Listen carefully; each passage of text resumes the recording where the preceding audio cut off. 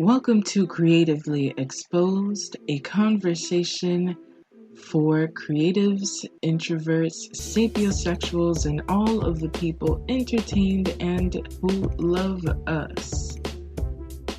I am Liz Flo, the podcast host, poet, writer, and overall Afro-Caribbean Latina creative. I know that is a mouthful, but welcome to the show.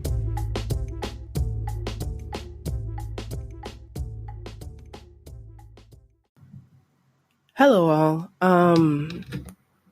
My mic and stuff are all out of control.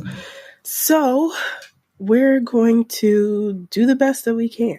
Anyways, this episode I have a really dope conversation with a Black business owner, a Black woman business owner. And we're discussing waist beads. I actually wear waist beads, and a lot of people are curious whenever they do see a hint of my waist beads. I tend to keep them more to myself, but things happen, things write up, etc. And for me, I have a cold, y'all, so I'm so happy that I have this really interesting conversation. For me, wearing waist beads is kind of having a new medium for conversation for myself. And I had seen something really interesting about self-love and mindfulness on Baya Waist Beads Instagram that I follow. And from there, I was like, this would be really interesting just to have the conversation, what it means to her. So please enjoy the episode and a nice reprieve from all the difficult conversations that I've been having. And enjoy. Happy Monday. Don't forget that you are magic. No te olvides que eres magia. Pa oublier où c'est magique.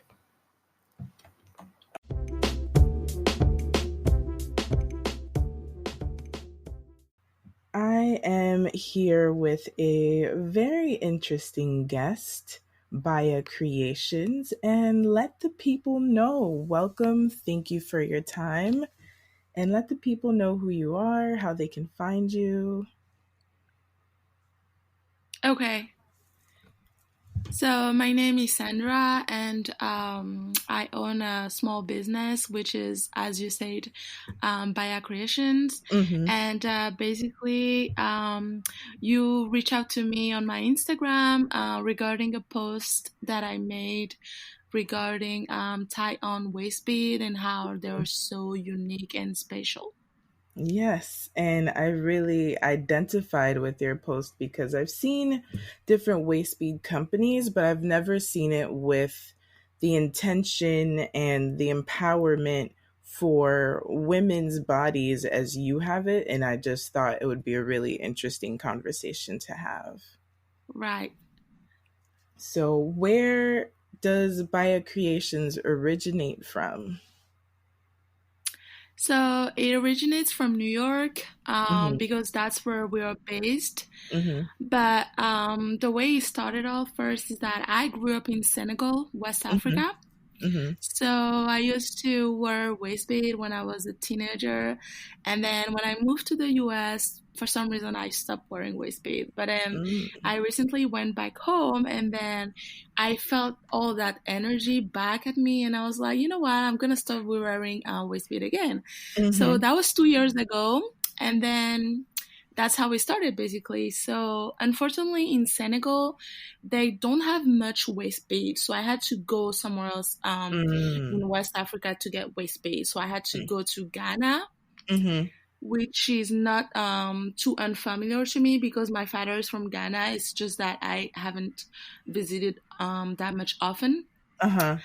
So I went to Ghana last year during summer, and I was able to meet with some people that do waist bead over there.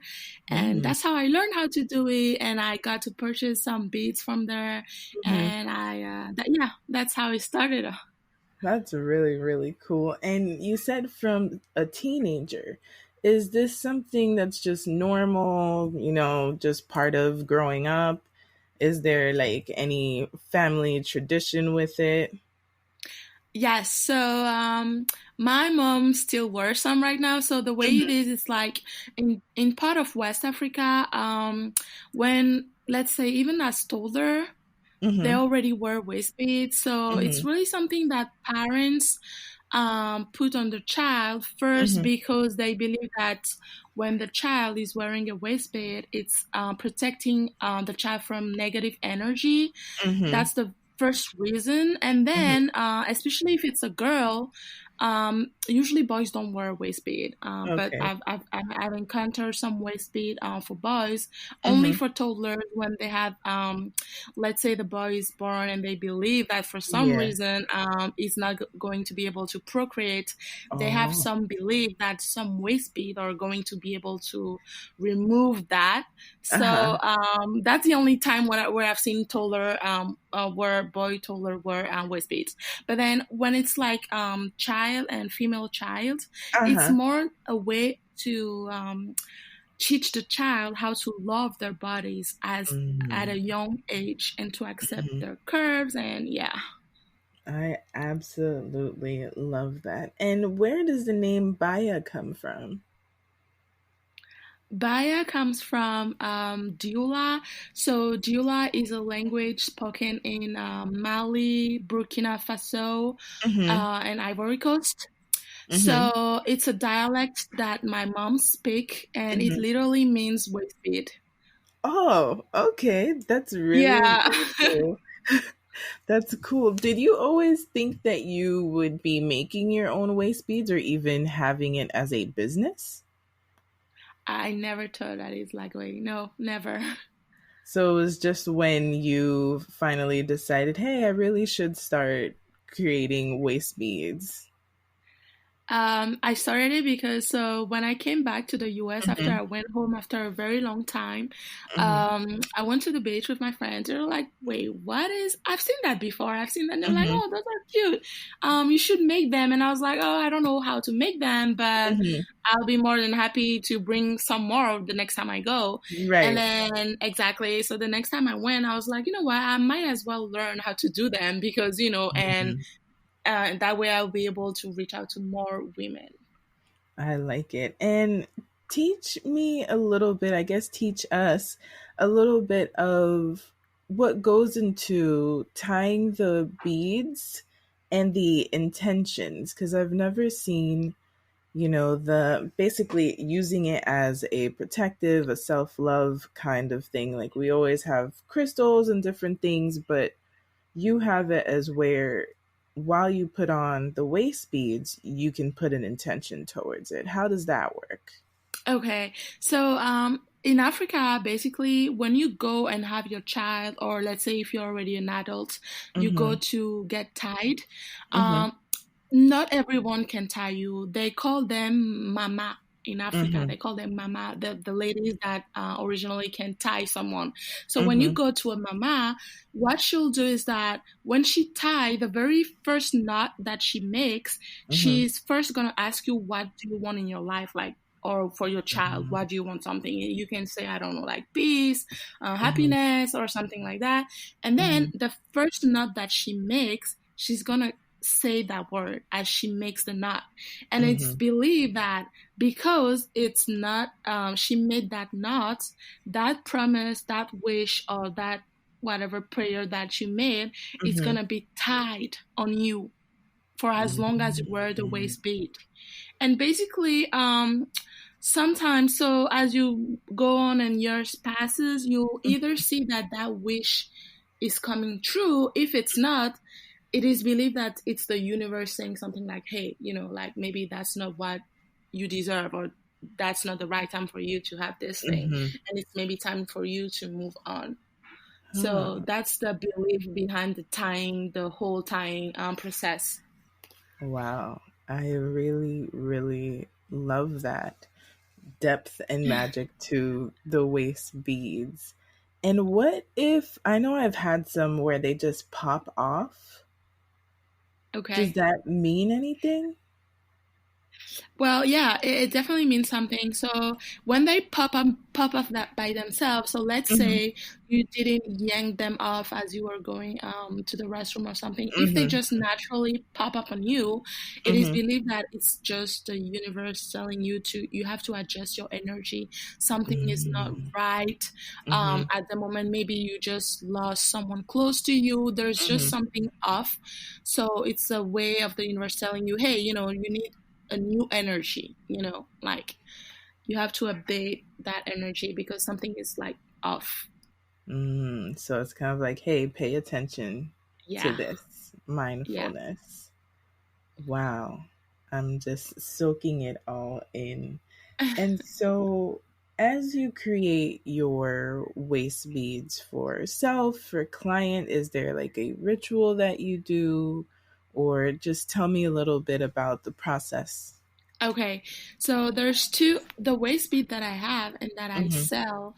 Mm-hmm. I either make them or they were already made in Ghana. Mm-hmm. Mm-hmm. So for the waist bead that were already made in Ghana, because they were made by the mamas, and they Mm-hmm. basically, as they do it, they're like they've been doing it for a long time. There's a long tradition associated to it. Mm-hmm. They have a certain like in French they call it savoir-faire. Is like Mm-hmm. they Mm-hmm. they know what they're doing. So Yeah. whatever beads I have coming from Ghana made by a mama, I do not do anything on them because I feel like they Mm-hmm. have been set up with a good energy already and they're blessed. So when Mm-hmm. I make waist bead here in the US in New York, I would usually burn sage around Mm-hmm. just to get, like positive energy. I like to get in a room, burn sage, make sure that, there's a good vibe going on, and then I make the waist bead. And even sometimes I've had clients say, oh, hey, I need this waist bead done by, I don't know, in 2 days. And I'm like, honestly, I'm feeling a little bit under the weather. That's not a Mm-hmm. good attitude for me to be Yeah. making this beat. I do not want that energy for you. So, Right. I'll try to explain to them, hey, let's maybe try in a week, because, I don't Mm-hmm. want to bring bad energy or anything like that around that. Wow.